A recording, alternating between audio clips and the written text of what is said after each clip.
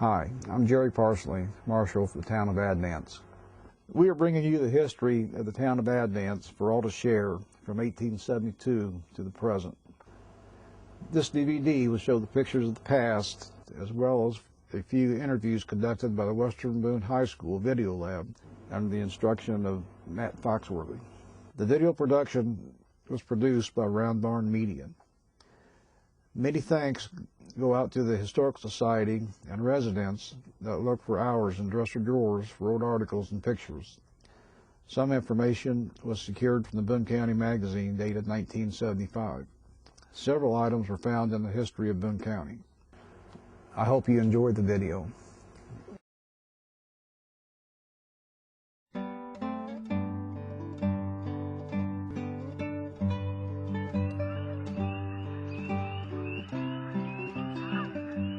Prior to 1872, Advance was only bare land along the stretch of road that ran between Thorntown and Jamestown.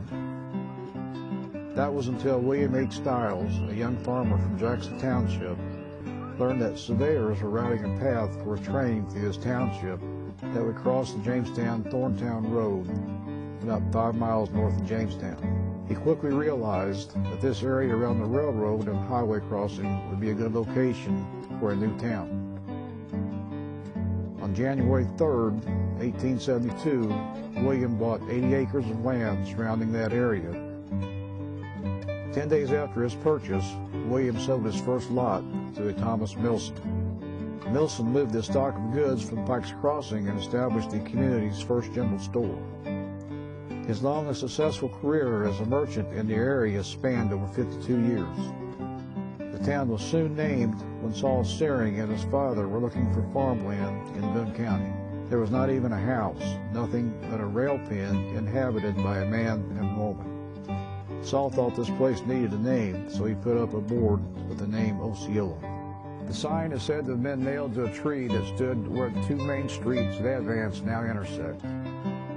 The Lebanon Pioneer on April 14, 1873, noted a town to be known as Osceola had been laid out 8 miles southwest of this place on the line of the Anderson-Lebanon-St. Louis Railroad. Osceola at the time consisted of one store, 2 or 3 farmhouses, a surveyed railroad, and a corduroy road. In the summer of 1873, the Osceolans took steps to secure a post office. Since there was already an Osceola in St. Joseph County with a post office, it was necessary to change the village name. Searing, who had previously named the settlement Osceola, commented, "It is told getting a post office is a big advance in the progress of our community. Why not change the name to Advance?"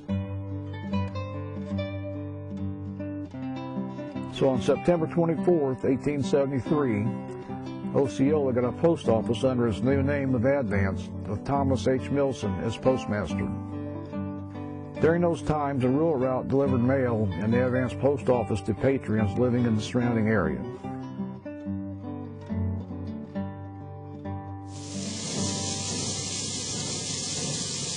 With the completion of the Midland Railroad through Advance and Jackson Township in 1887, the town entered into an era of rapid growth and booming prosperity. It was written, "We have a brass man and more fiddlers than there is in hell." The Midland folks say there are more goods shipped to Advance than any other town on the road except Lebanon, and that more passengers get on and off. The question of wet and dry is settled here, the wet's gaining the victory. So no one needs to go dry in Advance or her has 10 cents. In the late 1800s and the first 2 or 3 decades of the 1900s, Advance was a lively center of fraternal order activities. It had a Masonic Lodge, Odd Fellows, and Rebecca's Knights of Pythias.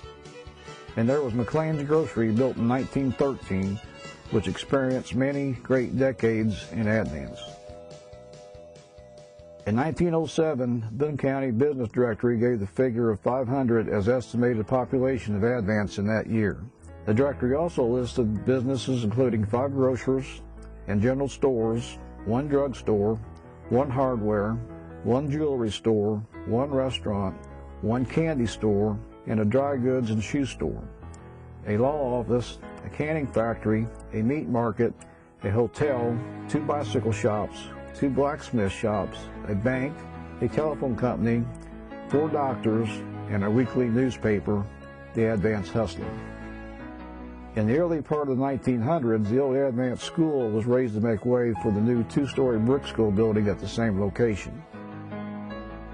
Classes began at the new Advance School as planned on October 21st, 1907. The upper level was the high school, the lower level was the grade school. It was a beautiful building inside to me. It had the nice, kind of like the Pinnell building, it has terrazzo floors and the old wood, beautiful old wood.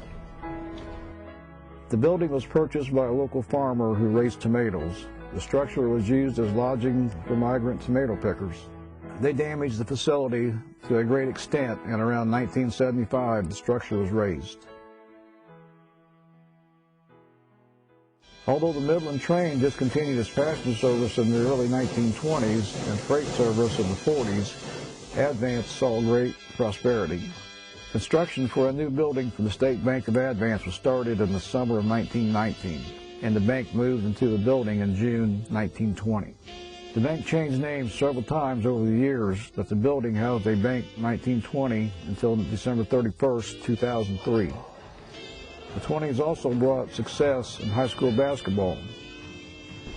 Advance was pretty popular back then with their basketball. I think they had only lost 5 games out of 50-some games. The following decades were also good for Advance business, with a number of churches, a grocer, and a drugstore. Oh, the sodas, fountain sodas, and a lot of people went in for their sodas. We had a fast soda fountain. He did his own flavors like root beer. He had the best root beer, and we kept these glass mugs in the freezer, or in the ice box, and they were frosty. In the 1940s, the Advance Conservation Club sponsored the 4th of July Carnival. Only time we locked our doors is when the carnival was in town. They also added the 2nd floor to the town hall to accommodate the attendance at their monthly meetings, which ranged from 130 to 150 people. I can remember upstairs there was I would call it a dance hall, but I would like to see it all built back.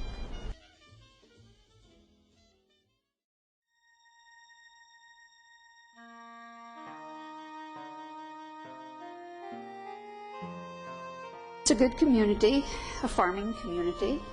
If it rains, they gather at the barber shop to tell their stories.